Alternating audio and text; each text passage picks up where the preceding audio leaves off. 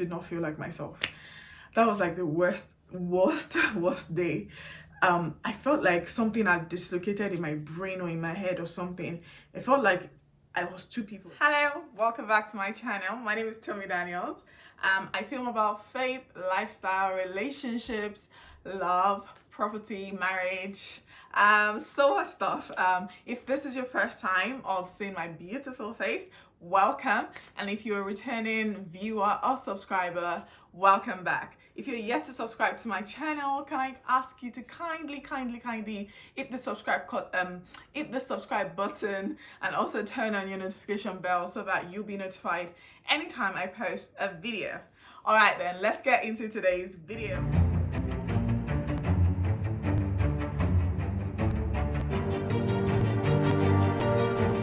Okay, so today's video is, I guess, a catch-up. If you've been on my channel for a while, you probably know that I post videos every Sunday currently, but in the past, say 4 weeks, I've not been as consistent, and there is a reason for that.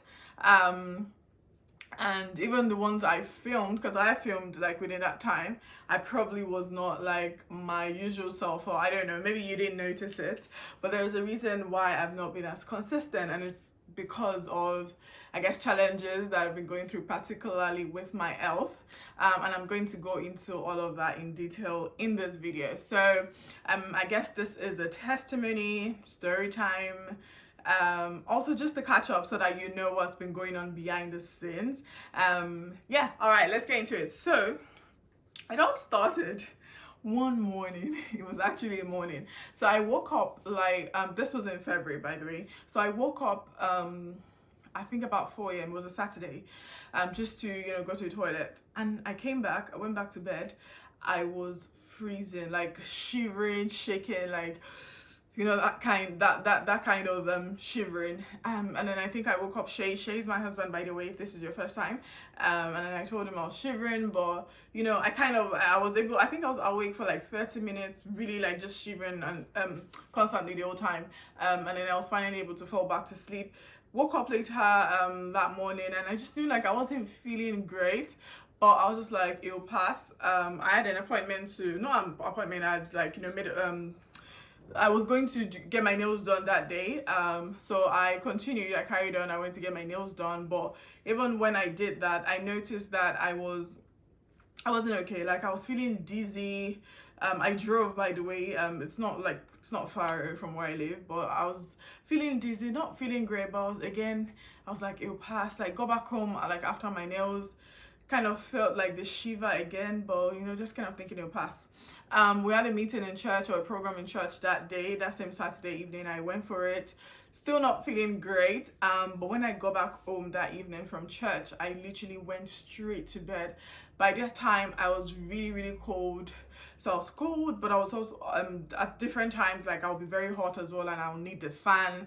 I mean, it's not unusual that I need the fan, because I still sleep with the fan on even in winter. So that's not completely unusual. But the fact is that I was hot, like, so I probably wouldn't be that far. It would just be like, you know, it's just nice. Like, the fan was more of just a nice to have, but this time around, like, I'm hot sometimes, I'm really cold, and shivering sometimes. So the next day was a Sunday.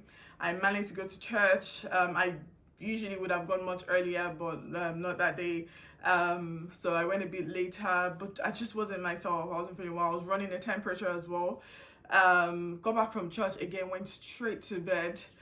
From church, I kind of, at this point, kind of lost my appetite, so nothing like was tasting nice. I think I was mostly just taking like orange juice. Like, I'll just have it like by my bedside, just like orange juice, and that's kind of what I was taking the most.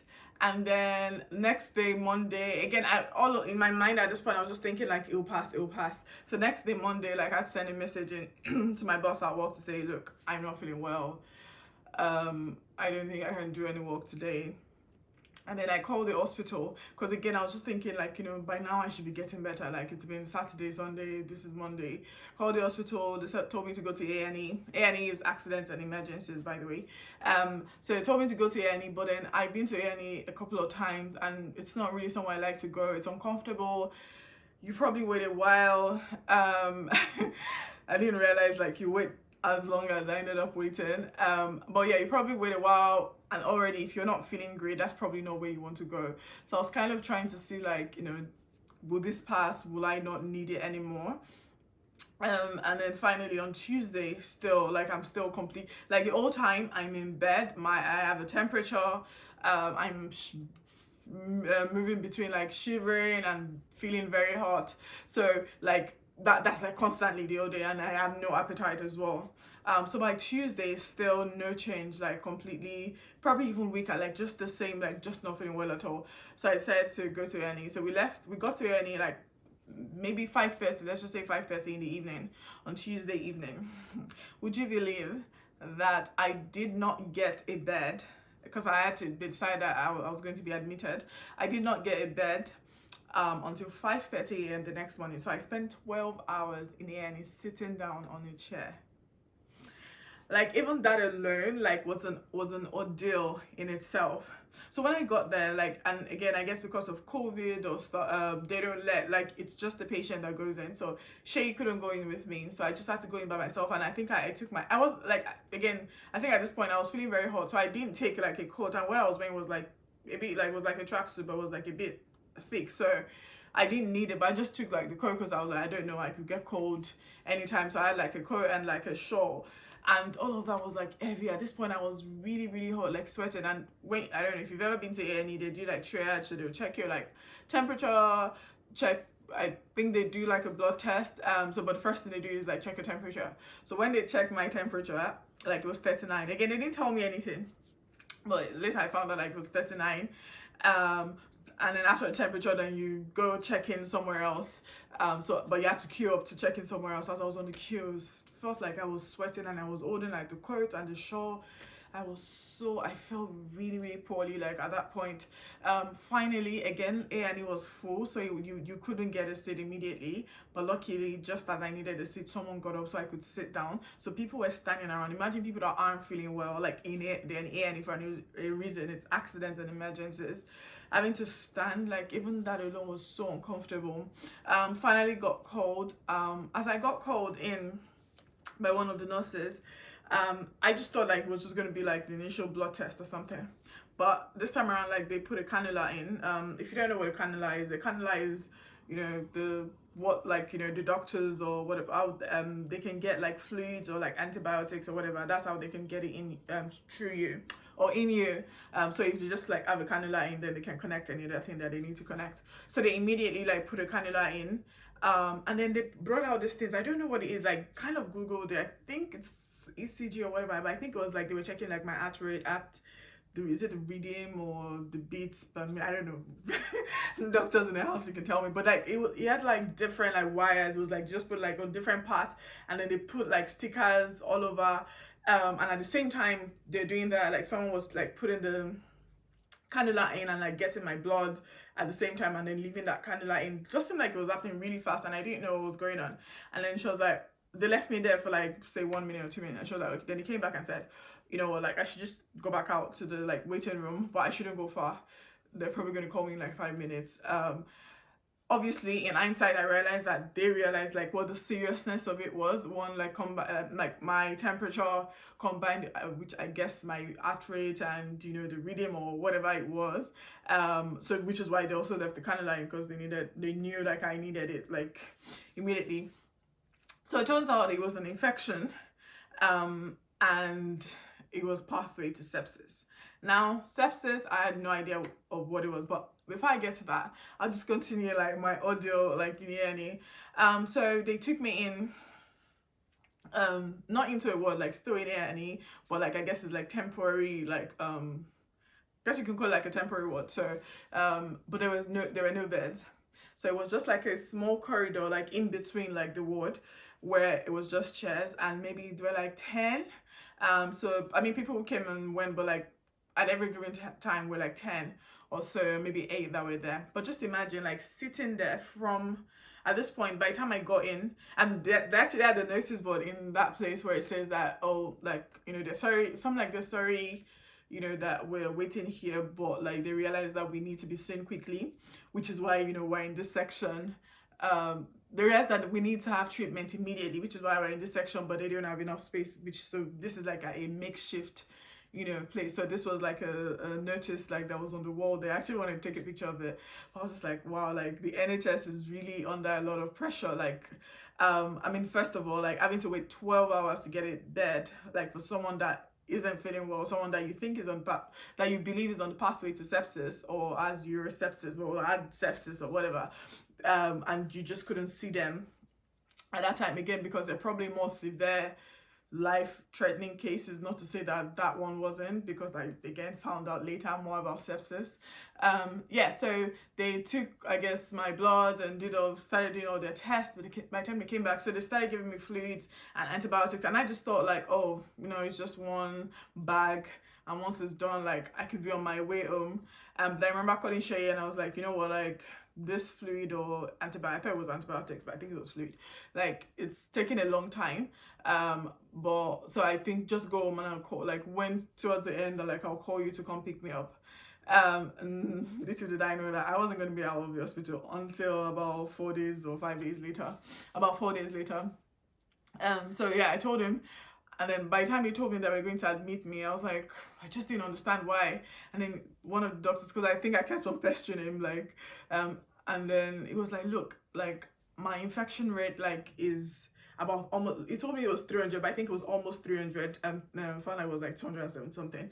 And it was like, it normally, I think they call it CPM or something, or CRM, or maybe CPM, that it normally should be, I think it said less than 5 or something, and mine is almost 300. I can't go home. So I was like, oh, okay. Like, so I began to understand like the gravity of what it was. So again, just continue sitting in there. Now, where we were sitting, I said 10 people thereabouts. Imagine like people throwing up, like being sick. Someone was coughing off blood.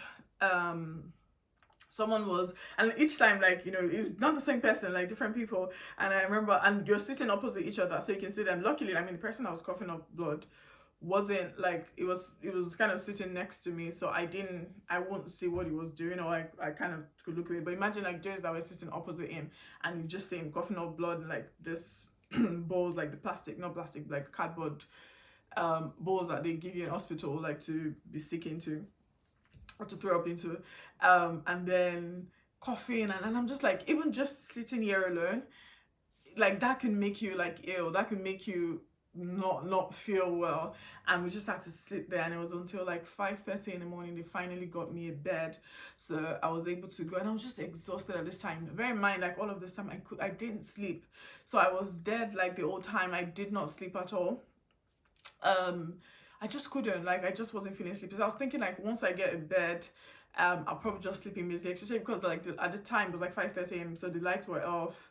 I was just like, oh, I'm just going to sleep. So I noticed that night I struggled a bit, but I think I finally got like maybe like an hour. Yeah, maybe it slept for like an hour, or maybe like an hour and a half. And before like it got noisy, I guess they came with breakfast, and the doctors did their round.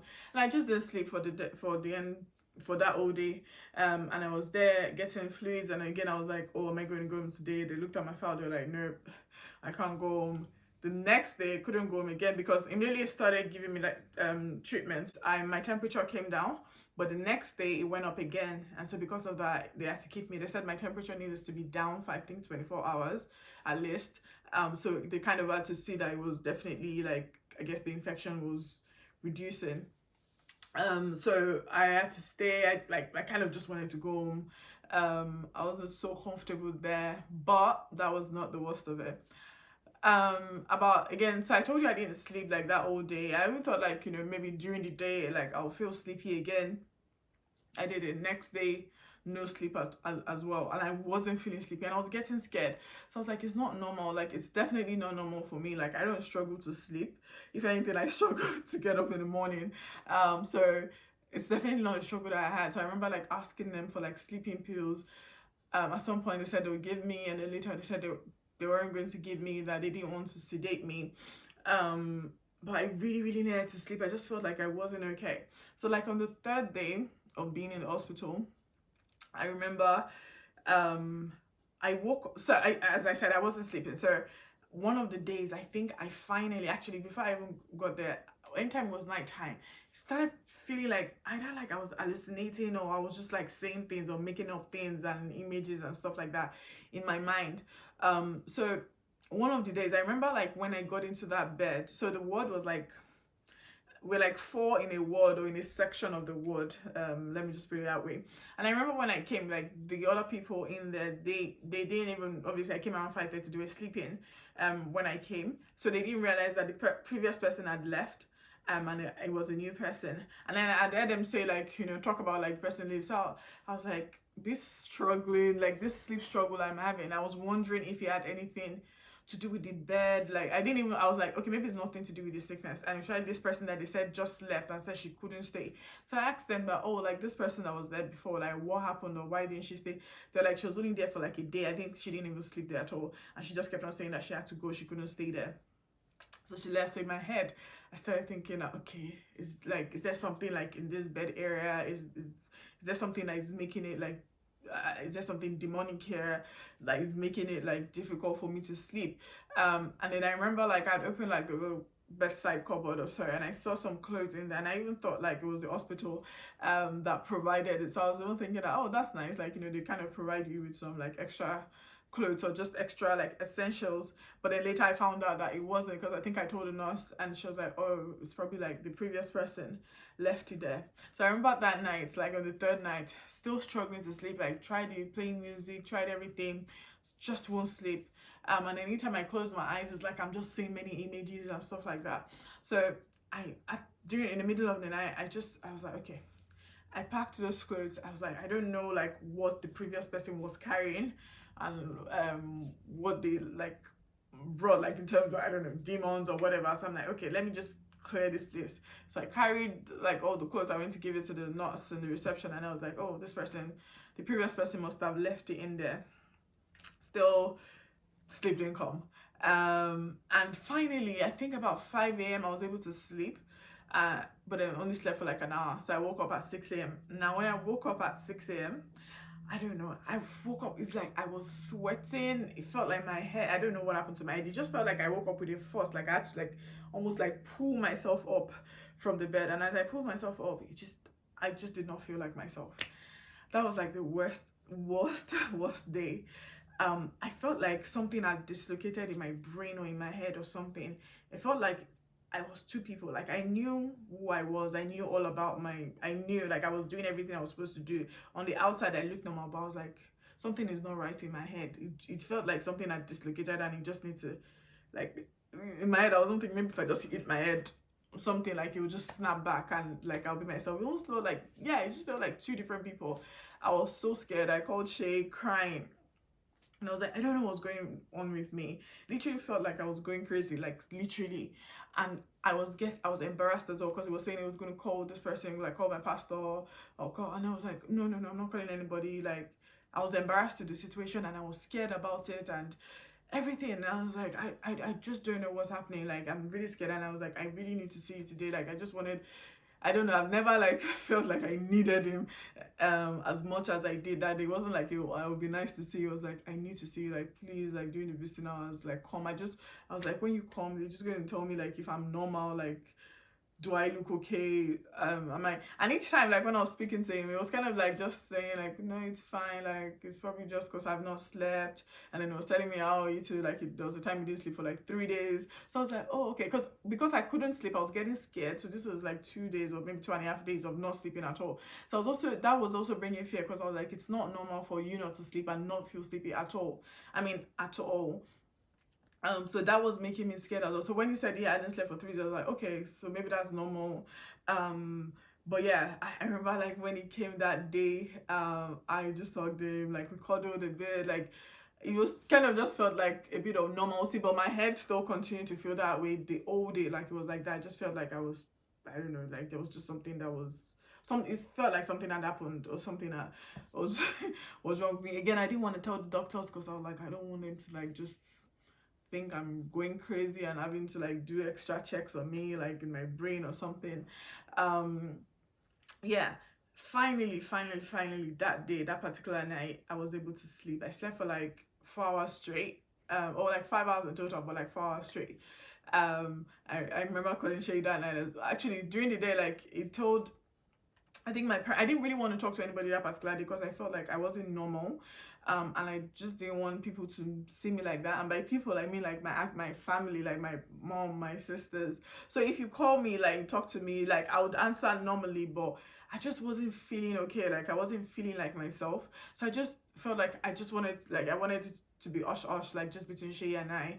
And Shay was, trying his best to make light of it and not make me think it was a big deal, but apparently like he was worried about it. He called my sister, and I'm saying like, he's quite worried, like, with what's going on, and I was like, oh, I didn't realize you're worried. Like he really did a good job of like just making light of it, or not making me think like it was such a big deal. Because imagine if it was like, oh my god, this must be serious, we need to that would even just add to it. So yeah, that was nice. And then yeah, as I said, so that night I remember like I continued like play all the music. I called Shay on video calls, like watch me sleep. That wasn't working. I think I eventually found like Bible verses or so that they were playing. So it was like to help you sleep, so it was like 3 hours long, or either that or just like some mellow music, like just instrumentals that I found, or like a mixture. So I just put everything, I had like earphones in my ears, and I finally slept. I slept, and that felt like a miracle.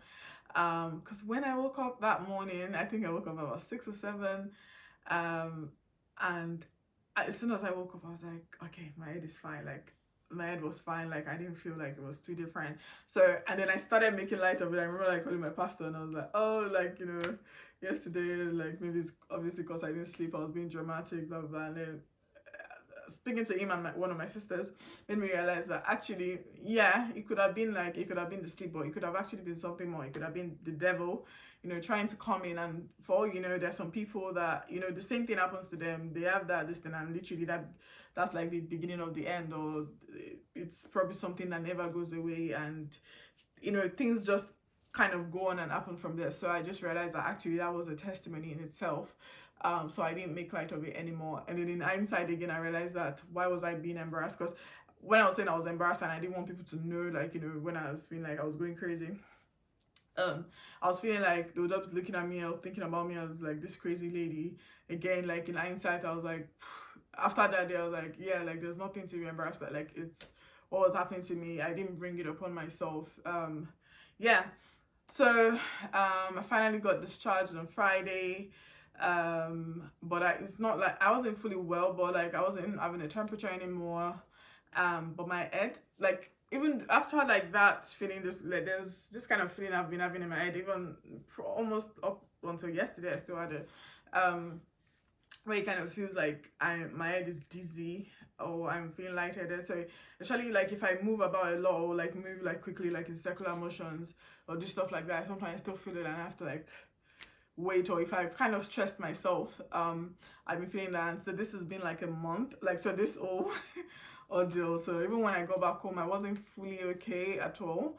Yeah, that's all dizziness continued for a while. It's gotten like much better like every single day. I mean, I went swimming a couple of days ago, and I was just excited, like being able to, oh, by the way, like I learned to swim this year. So yeah, I went swimming for the first time in a few weeks, a couple of days ago, and I was just excited like to be able to do like the things I was doing. Like I remember when I was in hospital, I was looking at a picture of myself, and maybe like a picture from January or maybe earlier in February, and in my head what I thought was, oh, that was the old Tommy. And this, like, if I kind of felt like being ill, like it was like a divide between old and new, and I was like, no, like that's like a wrong thought. Almost like you're saying Tommy before being ill, Tommy after, like yeah. Anyway, I don't know if that makes sense to you, but I'm happy, like, to be getting to be pretty much like almost 100% myself. I'm so thankful to God. About sepsis, was when I got my discharge letter that I saw that it was there, like the diagnosis was like pathway to sepsis, and then they also wrote urosepsis. So they suspect that it was they're not sure, but they suspect it was like a urinary infection. And yeah, like it was quite an ordeal. It just seemed like something after one after the other. Like being home, like I started like, you know, to work a bit, and I'll do a few hours of like my office work. I'll do a few hours of office work, and then I got like bad again, and I was like, you know what, I just need to stop. Um, but yeah, excuse me, in the past 1 to 2 weeks, I've been fine. Like particularly this last week, I've done like full hours. Same with the previous week as well, I think. But yeah, that's what's been going on, and I think also what this just made me appreciate two things. One is when people are not like, so for instance, like maybe some people didn't check up on me when during that time, but like I kind of just make excuses for everybody because I'm like, you don't even know what people are going through. Like, imagine if someone was upset with me and saying, oh, like, you know, she doesn't call, she's blah, blah, blah, and they just have no idea, like, you know, that I wasn't even well, like, I've been going through a lot. And in the same way, so I was just like, I really don't care. Like, if someone didn't check up on me, not like I don't care, like I care, but like I won't take offense. Like, at that, and that's one takeaway. The second takeaway is like you really should be thankful for your health. Actually going to A&E and just like spending hours there, and I'm just like other people are just like probably living their lives and doing whatever, like on a Tuesday evening, just, you know, doing whatever you do, and you just think it's normal. Like sometimes like there are people that aren't like okay, and they need help, and they're in hospitals, or they're going through like one tough time or another. So it just kind of made me appreciate life a bit more. And I'm thankful for that. So yeah, I just wanted to catch you up. And also like that period was kind of one of the really busiest periods of our lives in terms of like property as well. Like we were finishing up a build that had gone on for too long, and it really needed to be finished. So imagine like Shay and I having to do that together. Well, we should have done that together. Well, Shay being more hands-on on it than me not being there. So not only is he having to like pick up my, you know, side of it, but then in addition to that, he's also having to look after me. But also very thankful for like, you know, thank God, like, you know, for family, my mom, sisters, everyone, you know, just being there and looking after me, and every single person, like, you know, that was checking up on me, my pastors, friends, thank you, we appreciate it. Yeah, thankful for the gift of family and friends and support system. And yeah, particularly like my mom, shout out to you, thank you, you know, for coming over those times and just, you know, really looking after me and just being there. Really do appreciate it. I really do appreciate it. Love you. All right, thank you so much for watching. This was just like to update you on what's been going on, why I've not been as consistent. But yeah, all of that is in the past now. So we're back to regular programming by God's grace. And just to say thank you, Jesus, for healing, for perfecting all that concerns me, for taking what the enemy meant for evil and turning it around for good. I'm so grateful. So yeah, thank you for watching. If you've ever had sepsis, or yeah, I was saying about sepsis. Like I'm just talking out of my face. Sepsis, I didn't realize that it could kill in like 12 hours. I was like researching it afterwards. I've never even heard about it. I don't know if that's just been, that's a bit uneducated of me, but like I had not heard about it. I didn't realize it could kill within 12 hours. I didn't realize that some people get amputated, or like, you know, wherever the infection is, they have to amputate it because if it gets so bad. So I'm so thankful that I also decided to go to the hospital when we did, and we didn't leave it for any much longer after that. So yeah, thank God for that. Thank God. I'm sorry if you probably know anyone that has had sepsis and maybe didn't pull through from it. I pray for God's comfort for you. Thank you for watching. Please subscribe to my channel and leave your comments below. I love reading from you. All right then, goodbye.